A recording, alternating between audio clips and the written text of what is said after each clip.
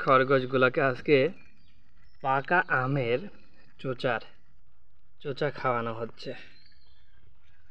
খুবই মজা সহিত খাচ্ছে। দেখেন, পাকা আমের চোচাগুলো অবশ্যই ফেলাবেন না, এগুলো ওদের কিন্তু অনেক ফেভারিট একটা খাবার।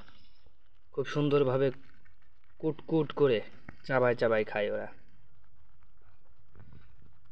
আপনারা দেখতে পারতেছেন কিভাবে ওরা পাকা আমের চোচাগুলা খাওয়ার চেষ্টা করতেছে।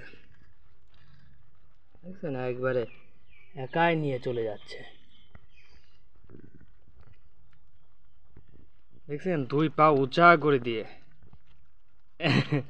দুই পা উঁচা করে দিয়ে খাচ্ছে। ওরে ওরে বাবা, ওরে আল্লাহ, একজন আরেকজনের মুখ থেকে কিভাবে ছিনাই নিচ্ছে দেখছেন।